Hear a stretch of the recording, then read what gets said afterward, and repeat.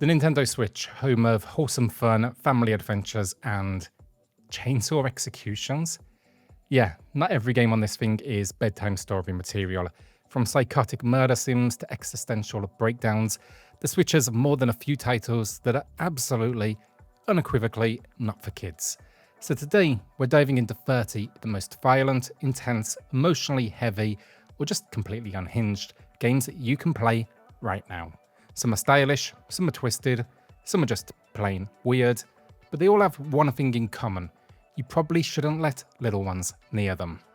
If you enjoy this video, do me a favor, like and subscribe. It helps a smaller channel like mine a huge amount. Right now, YouTube is flooded with AI-generated lists that clearly haven't touched half of these games. So yeah, I wanted to push back a bit. On this channel, we cover it all: lists, deals, reviews, performance breakdowns. I even dropped a big open world video just yesterday. I'll link that at the end of this one. Now let me know in the comments what are your personal, mature favourites on Switch. And now, let's get into it. BioShock drops you into Rapture, an underwater city built by a billionaire who believed morality was a weakness. It's a first-person shooter, but one where your powers are actually spliced straight into your DNA. It's almost like magic, electricity, all that good stuff. And every fight here feels like survival against something broken. The world's collapsed into chaos, however. There's these big daddies roaming around, and as you explore its flooded corridors, you start to uncover what really brought this place down. It's not just about shooting, it's about ideology, manipulation, and how easy it is to justify anything when the rules don't apply. It's disturbing in ways that go beyond gore. And for me, this was one of the first games that really made me feel genuinely uncomfortable in a good way. Like the horror wasn't just in the world, but in the character as well. Resident Evil 4 sends you to a remote European village where nothing feels right, and then it gets worse. Now you play as Leon Kennedy, sent to rescue the president's daughter, but what you find is a cult, a parasite, and a lot of people who basically, want you dead. It's third-person survival horror, with tight shooting, limited ammo, and constant pressure. The pacing is perfect, slow tension, sudden panic, boss fights that feel like offense, and it's so well done as well. The impact on the player, the anxiety, the atmosphere, the sense of decay in every location. Play this one on Switch with headphones on, you'll have a great time. It's a series favourite for a reason. Bayonetta 3 is loud, chaotic, and completely unfiltered. It's a third-person action game where you play as an immortal witch who uses her hair to summon demons, shoot angels in the face, and dodge world-ending attacks mid-dance. And yes, for this, she's often naked. Well, technically at least, that long hair's doing a lot of work here. But the story, it jumps across timelines and realities as Bayonetta tries to stop a new entity that's erasing the multiverse itself. It's ridiculous, basically, but it's also committed. The gameplay is pure stylish action with combo chains, kaiju fights, and spectacle on a scale most games wouldn't dare. And overall, it's cheeky, violent, sexy, and somehow published by Nintendo. First two games are great as well, you'll find them on the Switch. The Witcher 3 is a massive third-person RPG set in a world teetering on collapse. Now you play as essentially a monster hunter searching for the child of prophecy, that is a girl with ancient powers who could spell the end of the world. Now combat here is fast and weighty, blending magic, swordplay, and alchemy into every fight. But what makes it truly unforgettable is the writing. The world in particular is incredible. People remember what you do, and choices almost never lead to clean outcomes. I love this game because the game treats you like someone who can handle consequences, and often in this world, they are brutal ones. Doom Eternal is a first-person shooter where the only speed is go faster. You play as the Doomslayer, a nearly silent force of nature tearing through demons across Earth, Mars, and literal hell. Now combat here to rhythmic chaos. You're juggling weapons, chainsaws, flamethrowers, and movement in a constant kind of push-forward loop.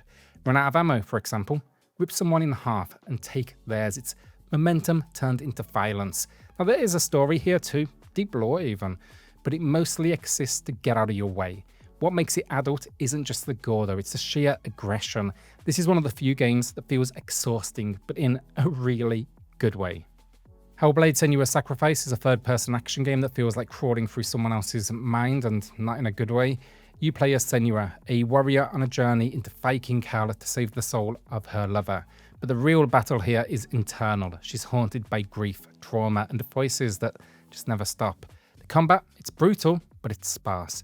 This isn't about action. It's about atmosphere, psychology, and isolation. You'll walk through darkness, solve strange puzzles, and wonder often what's real. It's deeply uncomfortable by design, and the audio design on top of that, genuinely incredible. Play it with headphones, and I'll say this, look, it's not the scariest game on the list, it's not particularly horror, I guess, but it's almost an intimate kind of that genre, which is incredibly hard to forget. Catherine Fullbody is a weird one in the best possible way. It's part romantic drama, part morality test, and part nightmare climbing sim.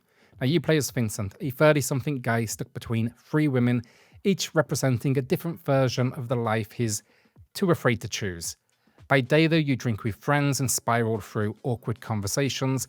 By night, you're scaling collapsing towers in your underwear while sheepmen scream in the background. It's funny, surreal, and uncomfortable in equal measure. But beneath this chaos is a real look at anxiety, fear of commitment, and what it means to grow up. Definitely not for kids, and honestly, it won't be for some adults. Doki Doki Literature Club Plus looks like a sweet little visual novel for anime girls' poetry club meetings. But if you know, you know. The game doesn't stay cute for long. You play as a nameless protagonist writing poems and trying to win hearts, but things slowly unravel. Characters glitch, dialogue turns invasive, and eventually the game itself starts to really kind of break on purpose. It's hard to say more without spoiling it, but the tone shift is unforgettable. There's no combat, no action, just clicking, reading, and slowly realizing you're in something much darker than it initially pretended to be, and that tonal whiplash, very deliberate. It hits harder as well because, honestly, you never see it coming. Just be warned, some really challenging themes with this particular release. Outlast is first-person survival horror with a simple, terrifying setup. You are a journalist investigating a remote asylum, and the second you step inside, the doors, they slam shut. You don't have weapons, just a camcorder with night vision, and yeah, a hell of a lot of batteries you're going to need to find. What follows, though, is pure panic. You hide in lockers, crawl under beds, and pray. The breathing you hear isn't coming closer. The inmates, then, just as violent. They're tortured, delusional, sometimes eerily quiet. Those are the worst ones. And there's body horror, religious trauma, and a constant sense that you're seconds away from death. Outlast, honestly, doesn't try to be clever. It's just committed to being terrifying. And yeah, it really, really is. Inscription starts as a creepy card game in a dark cabin. You're playing against a shadowy figure with glowing eyes, sacrificing these forest creatures to survive another round. But the longer you play, the more things shift. You realize you're trapped. The cards talk back. There's something watching you. And then the game changes. Literally. New rules, new genres, new layers start to peel back. And suddenly, it's not just about cards anymore. It's first-person horror wrapped in roguelike mechanics with a story that gets under your skin by never going where you expect. It's smart, unsettling, and full of moments that make you question whether you're playing the game or is it just kind of playing you. Honestly, one of my favorite games of recent memory. There's nothing else out there quite like it. Disco Elysium is a role-playing game with no combat, just choices, consequences, and the voices in your head. Now you are a washed-up detective who wakes up from the mother of all benders. You forgot why you're in town, but it turns out there's a body hanging from a tree. Now yeah, you've been sent here to investigate this, and the gameplay accompanying that is all dialogue, dice rolls, and inner conflict. But it gets weird real quick. Your skills, they talk to you, your thoughts become politics, and the deeper you go, the more it unravels. Drug abuse, political themes, suicide themes, some truly bleak personal lows basically. It is messy. It's also brilliant, and for me, I think it's the best rating I've ever seen in a game. In fact, I think it's a masterpiece. But again, definitely not for kids. Persona 5 Royal is a turn-based RPG about stealing hearts, literally. Now you play as a high school student by day, but by night you dive into surreal dream worlds to expose and reform corrupt adults. Teachers, politicians, criminals. It's kind of this almost like teenage rebellion with masks, magic, and a talking cat. You know, it's bright and flashy with these stylized menus and one of the best soundtracks in any game. But it's not all style. Underneath the anime surface are themes of abuse, manipulation, systemic failure, and it doesn't shy away from any of it. Now, it is going to be a commitment, this one. It's a long-ass game, but the kind of long you get hooked on.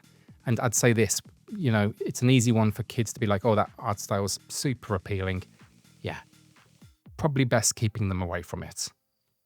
LA Noire drops you into post-war Los Angeles as Cole Phelps, a decorated war hero turned LAPD detective. Now on the surface, he's fast rising, you know, solving murders, chasing down suspects, and reading faces like an open book.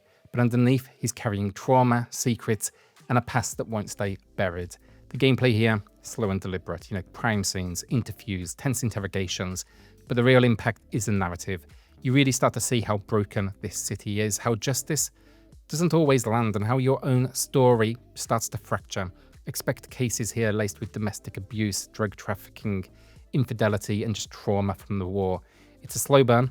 It's adult storytelling in every sense. So stylish, yes, but also cynical and heavy. Red Dead Redemption, then also Rockstar, is a slow, kind of sweeping third-person western about the death of outlaws and the cost of trying to outrun your past.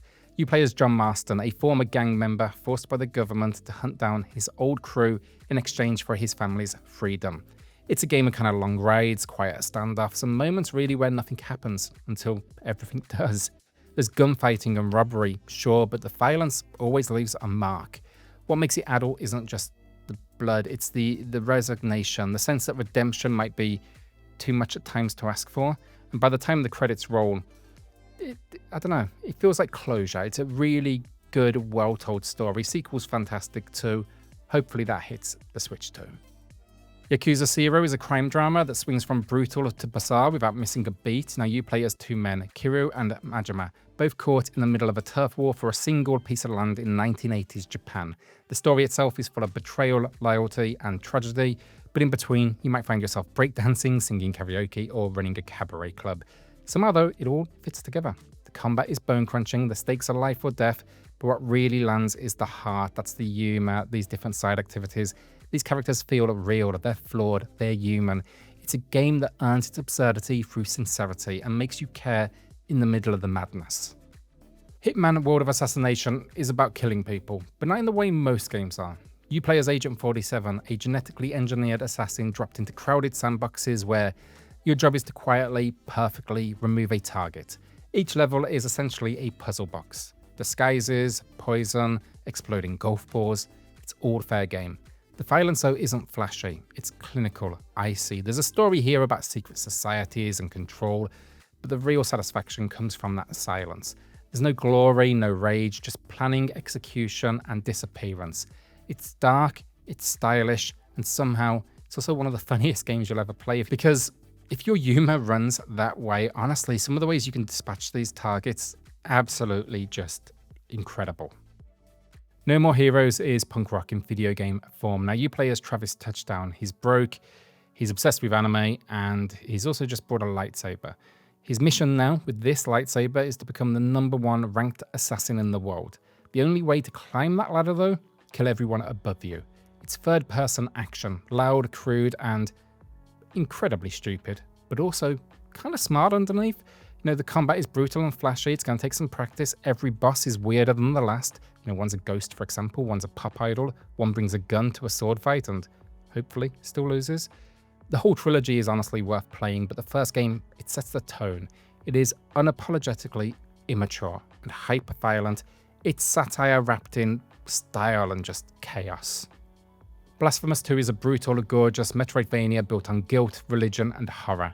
You play as the penitent one, resurrected by divine forces to hunt down guardians and stop the rebirth of a miracle that should have stayed dead. The world is huge and interconnected, with new abilities opening paths across its haunted cathedrals and twisted altars. The combat is weighty and precise, every hit here feels earned, and every boss looks like a cursed Renaissance painting. But what makes it truly adult is the tone. This isn't just gothic, it's spiritual torment turned into level design. The suffering here is sacred, death is penance, and salvation, yeah, just come here to find out. Game is absolutely fantastic. The only thing I didn't like about this sequel was they changed this like beautiful pixel style for cutscenes to more like anime-esque almost. It doesn't work as good as the first game, but the core gameplay here is, in my opinion, much better. Paradise Killer is a first-person open-world murder mystery set on a vaporwave island ruled by immortal gods. Now you play as Lady Lovedays, an exiled detective called back to solve a crime, that is the murder of the council. There are no wrong answers here. You explore, interrogate, and gather evidence, then build your case and name your suspect. The game basically lets you decide what proof is enough, and you can be wrong, which is rare in a game. It is surreal, hyper-stylized, and filled with sex, cults, and corrupted divinity. It looks neon and silly, there's no doubt about that, but it is sharp, confident, and way more adult than it may seem from that trailer alone. Soundtrack as well is just a banger. Cyberpunk 2077 is a first-person RPG set in Night City. This is a neon-drenched sprawl of corruption, chrome, and collapsed morality. Now you play as Fee, a mercenary that's trying to stay alive after a job gone wrong leaves your brain fused with, well, a digital ghost. The city, though, is the star. It feels alive. Gangs, fixers, and strangers all living side by side in a world that feels, one bad day from collapse. You can fight, hack, talk, or disappear, but nothing here is clean. It's adult not just because of the violence and sex, but because of what it asks. Who are you when your body isn't yours anymore? What's left when even your choices can be bought? And the included Phantom Liberty expansion, that might be the best part. Kill Knight is a top-down action game soaked in blood, speed, and lo-fi dread. Now, you were once this loyal warrior, but you were betrayed, executed, and reanimated inside cursed armor. Now banished to the abyss, you have one purpose: kill the last angel. This is pure push-forward combat.